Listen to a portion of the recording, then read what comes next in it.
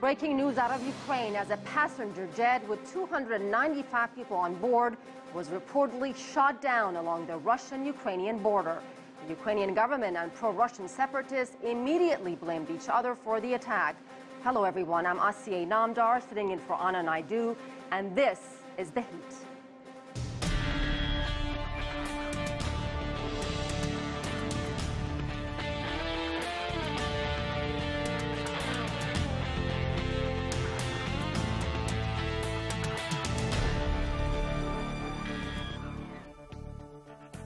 We had already planned a program tonight on the escalating violence in Ukraine when tragic news broke from the Russian border.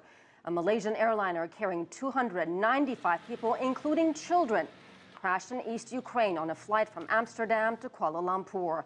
The U.S. government now says the plane was brought down by an anti-aircraft missile. Bodies are scattered around what is believed to be the wreckage of the jet near the village of Grabovo, which is under the control of pro-Russian separatists. Flight MH17 had been due to enter Russian airspace when contact was lost. Ukraine's president called the loss of the plane an act of terrorism as separatists denied shooting it down. For the latest, we turn to CCTV's Roee Ruttenberg in Kiev. Roee, is there evidence from Kiev that this plane was in fact shot down and it was an act of terrorism? Well, one of the first things the Ukrainian officials have put out is an audio recording that the Ukrainian security chief says involves a Russian intelligence chief being told on the phone that the plane had been shot down by a separatist fighter there in eastern Ukraine, and a second audio recording which they say includes two separatist fighters discussing the fact, confirming that they had shot down that plane.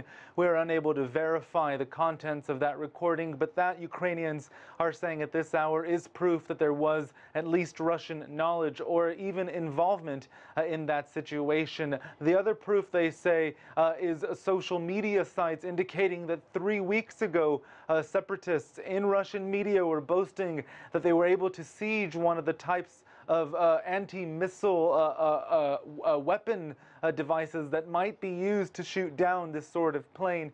Ukrainian officials believing it is a Buk missile system that is capable of shooting that plane at 10,000 meters above the ground, and they say that there is proof that one of those types of weapons was in the hands of these separatists. The other thing that's difficult for them at this hour is accessing that site. This is area that has been controlled by the separatist fighters. It is the ring around Donetsk city, that city of 1 million people, stretching all the way east to the border, and that has been the site of the ongoing confrontations between Ukraine's military and armed separatist groups. And one of the reasons that we've heard from Petro Poroshenko saying, the president here saying that this is an act of terrorism, is because he's linking this not just to this incident, but to incidents in recent days. On Thursday morning, the Ukrainian government announcing that an Su-25 military jet was shot down. They accuse that plane being shot down from Russian airspace. And also on Monday, an AN-26, that's a cargo carrier, was shot down with 8 Ukrainian personnel on board. They say that was also shot down. At the time, they said they were unsure if it was from Ukrainian soil in eastern Ukraine in the hands of the separatists or from Russia. Now they're saying all 3 incidents are linked to Russia. Roee, what about the pro-Russian separatists? What are they saying about all this?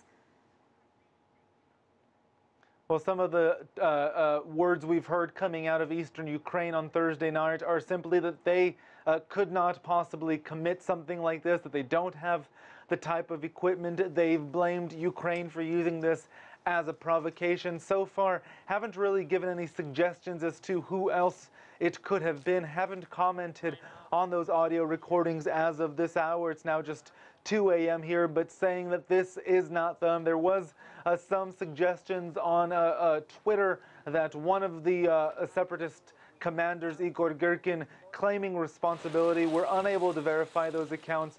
Oftentimes, those kind of Twitter accounts are hijacked by people, but one of the commanders for the so-called Donetsk People's Republic came out in a statement to the media saying this is not his group. And Roee, we're running out of time, but very quickly, the crash of this airplane, I imagine it's going to get things worse on the ground between Russia and Ukraine, and of course the pro-Russian separatists. Indeed, and this we're getting a word at this hour that there might actually be some negotiations, perhaps even a bright spot here, a 72-hour truce between the separatists and the Ukrainian military, 72 hours to allow international investigators in to see what happened there, get some facts on the ground, speak to the witnesses. Some witnesses already saying that they heard 2 explosions before that plane hit the ground and burst into flames. Now, all of this becomes quite difficult because of jurisdiction. The Donetsk People's Republic claiming it is autonomous, some suggesting that they will hand the black box over to Russia, the very important black box from that plane. Roee. Ukrainian officials insisting this is Ukrainian territory. All right, thank you so much, Roee Ruttenberg, live in Kiev. When we come back, we'll have much more on the escalating violence in Ukraine with the Ukrainian ambassador to NATO and a Russian journalist. Stay with us. You're watching The Heat.